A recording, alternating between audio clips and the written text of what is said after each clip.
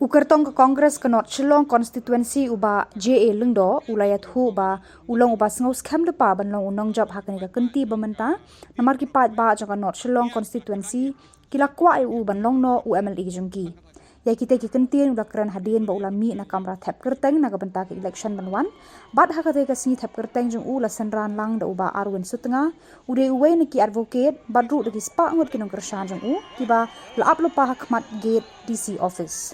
First, after that, then you will see. Kata ketiknya akan clear baik menginform mengi. Mentor kawan kuslai. Nomor bagi Paidbah jong ka state borok kuwe, kila ngia, kila kedang ya kijing sensial jong kini ke MDA borok san senam. Tak kata soal. Dari pas ka. Kandum dari ban kren ya usiting MDA pemerintah mereka kamram juga kalau sisian bangan job ya kini collection kini kamram juga ban tray ya ka konsumsi.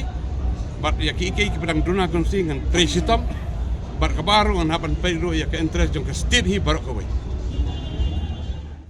Ini ki Paidbah jong ngalong fi ki Paidbah jong 17 no kala dep expect lupa bagi jing job mentakasin kan man mde tangang ni.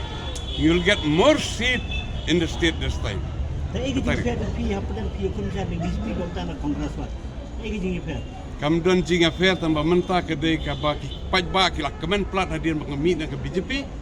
Bat katahi kalau dia message bagi Paidbah ki show up bestang ya ka artinya tarik bakin happy gibon. Ni nganum don ban ong ie hadir banglami no na ke BJP. Kata kri kamram jom mai kher bawun kawang ke BJP. Mendai bangi expect katkom ki report ki bang iyo na ki parlok na brosuro. Easily ngin cross ya ke 17, 18 ngin cross right.